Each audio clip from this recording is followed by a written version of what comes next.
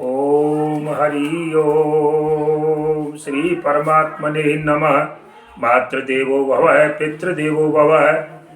प्रिय सज्जनों, आज मैं आपके सामने एक कड़वा सच रखने जा रहा हूँ कि लोग विश्वास नहीं करते हैं, तो विश्वास तो आपको करना पड़ेगा, सच्चाई को मानना पड़ेगा, क्योंकि भगवान के घर देर है अंधेर नहीं है। इसलिए आपको मैं एक सुंदर इस वीडियो के माध्यम से एक कड़वा सच बताने जा रहा हूँ कि देखिए, लोग कहते हैं कि भगवान अगर हम कोई बुरा कर्म करते हैं तो भगवान दंड देते हैं, लेकिन देखिए भैया, मेरी नज़र में जितना मेरे गुरु महाराज ने मुझको सिखाया है, मुझको बताया, तो मैं कहना चाहता हूँ कि ईश्वर ना तो किसी को दंड देते हैं और ना ही ईश्वर किसी को माफ करते हैं। वो तो एक कर्म फल का तराजू है। ईश्वर तो जैसे तराजू में कोई चीज़ तोली जाती है, उसको नाप करके देती है, तो ऐसे ही वो तो एक कर्म फल का तराजू है भैया, जो केवल क्या करता है, जैसे तराजू में बराबर तोला जाता है, उसमें कम बढ़ नहीं हो सकता। ऐसे ही ईश्वर ना दंड देते हैं ना माफ करते हैं। ये प्रिय सज्जनों, वो केवल कर्म फल के तराजू है, जो केवल क्या करते हैं, तो फिर जो दंड नहीं देते और माफ नहीं करते, तो वो केवल इंसाफ करते हैं। केवल ईश्वर इंसाफ करने वाला है।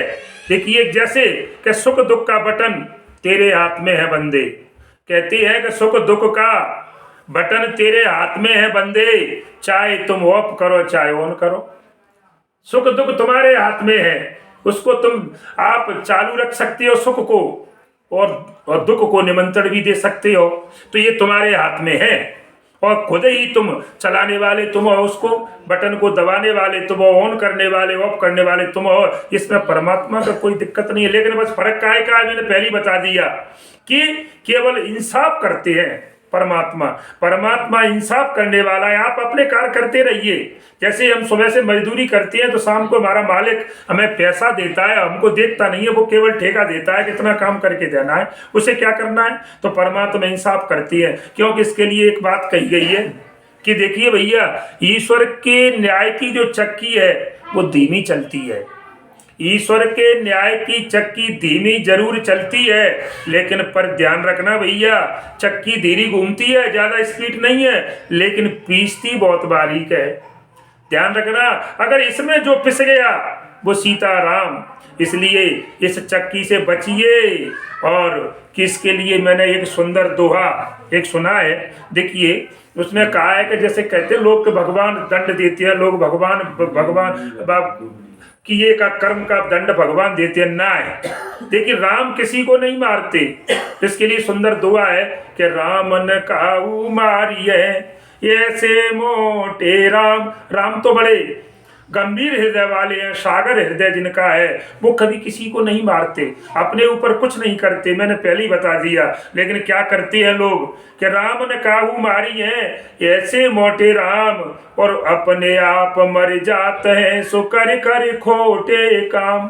जो व्यक्ति बुरे कर्म करता है तो उसको परमात्मा के लिए उनको मारने की जरूरत नहीं है, वो स्वतः ही अपने आप ही जीते जी मर जाता है। क्योंकि उसके लिए बताइए कि जो व्यक्ति अगर देखिए धन से हीन हो जाता है, धन से हीन होने पर व्यक्ति कमजोर नहीं माना जाता, लेकिन जिसका चरित्र से हीन हो गया, जिसका चरित्र एक बार चला गया, वो व्यक्ति कभी सम्मान के योग्य नहीं होता।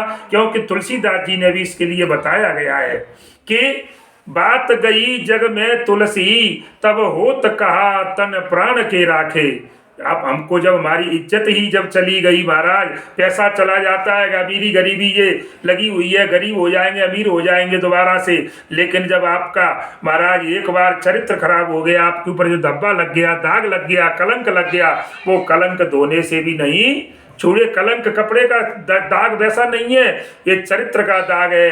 तो तुलसीदास जी ने भी कह दिया कि ये इससे तो मरना अच्छा है, इस कलंक से तो, इसलिए कलंक से हमें दूर रहना चाहिए। और इसी के साथ अगर अच्छी वीडियो लगे तो चैनल को जरूर सब्सक्राइब करें। जय श्री राम, जय हनुमान।